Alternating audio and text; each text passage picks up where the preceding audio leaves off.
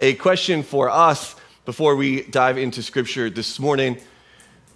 Is Christianity, this thing that we're doing, this following Jesus thing, is Christianity about heart or about law?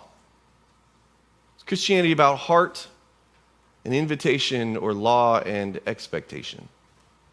There are plenty of debates around this and have been for centuries, even if these weren't the words that have been used.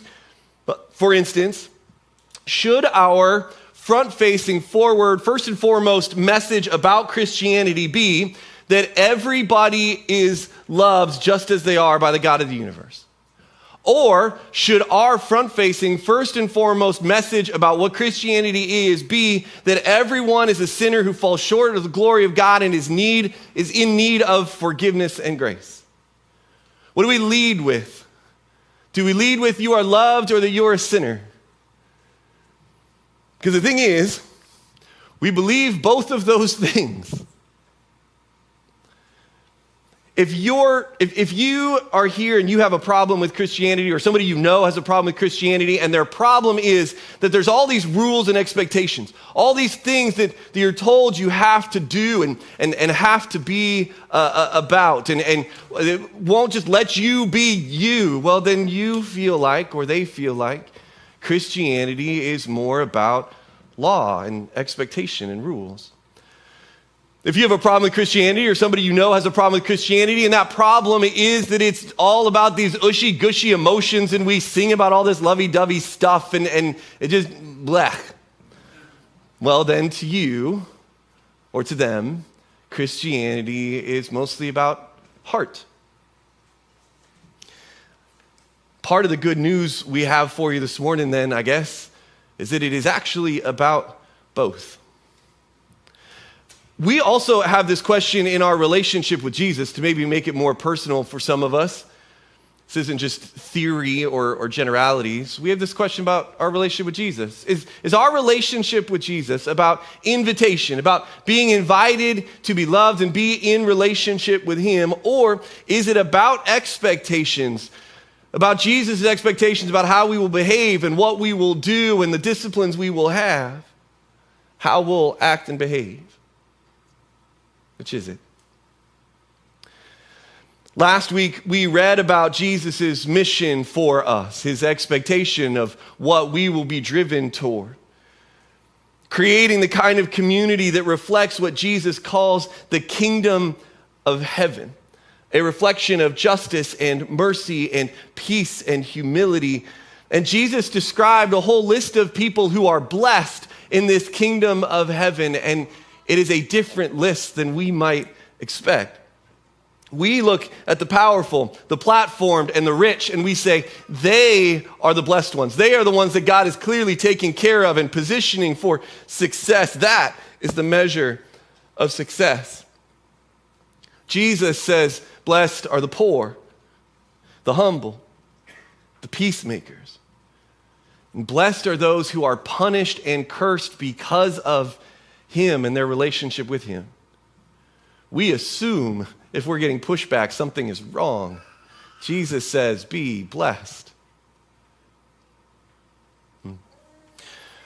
One of those blessings that Jesus gives is about our hearts. So going back to a verse we looked at last week, Matthew 5, verse 8. Jesus says, God blesses those whose hearts are pure, for they will see God. Well, to see God must mean to be in the presence of God, right?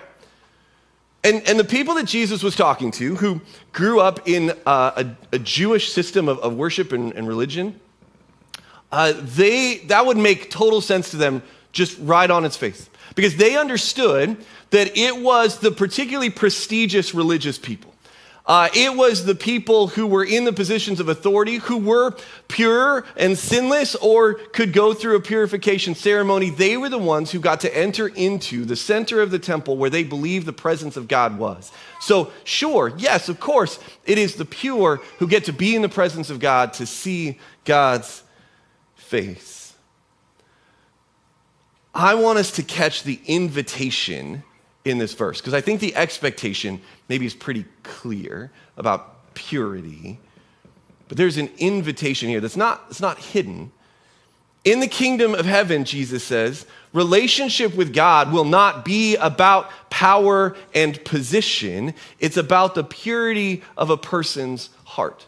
So speaking into a system where only certain men, frankly, got to be in position to go through the purification ceremony, to go into the presence of God, Jesus is saying, no. This isn't about your power or your position. This is about your heart. That's great news for the marginalized.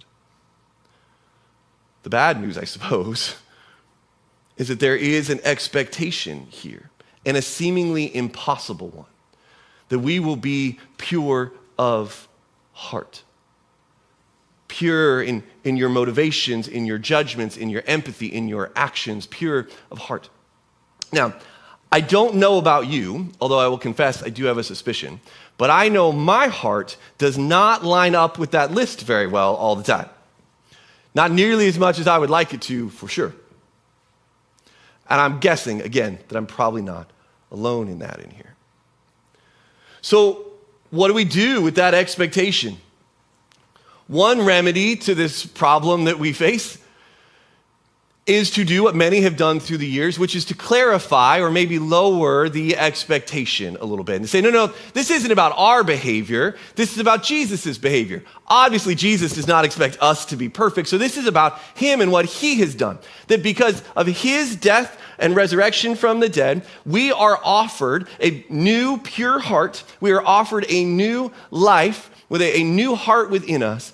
And that's what Jesus means. And that's all he's talking about here, is that we have to come to him and be purified by him in order to see God and be in God's presence. And the reason why I think that has been a popular talking point for centuries now is because there's a lot of truth there. That Jesus has, through his death and resurrection, offered us a forgiveness that purifies our heart, that washes us clean, and that invites us to spend eternity in the presence of God. And that's so good and so true.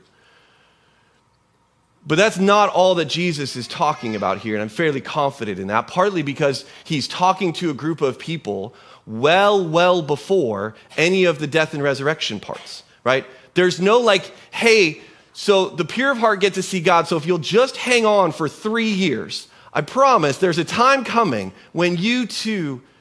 No, he's giving them, and that would be different than all the instructions he's giving them. Everything else in that section we talked about last week is something that they could go about, a challenge that they could face that day and in the weeks and days to come.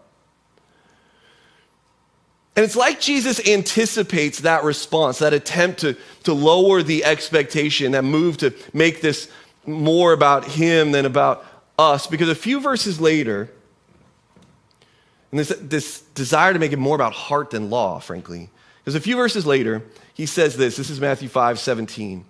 He says, "Don't misunderstand why I have come. I did not come to abolish the law of Moses or the writings of the prophets. No, I came to accomplish their purpose." He said, I'm not getting rid of the rules. I'm here to accomplish the heart of them. Verse 18, "I tell you the truth, until heaven and earth disappear, not even the smallest detail of God's law will disappear until its purpose is achieved. So if you ignore the least commandment and teach others to do the same, you will be called the least in the kingdom of heaven. But anyone who obeys God's laws and teaches them will be called great in the kingdom of heaven. But I warn you, unless your righteousness is better than the righteousness of the teachers of religious law and the Pharisees, you will never enter the kingdom of heaven." He tells them and tells us, don't get this twisted. My heart for you does not diminish my expectations of you. Jesus' heart of invitation does not abolish his expectation. Okay? His heart for you does not diminish his expectations of you.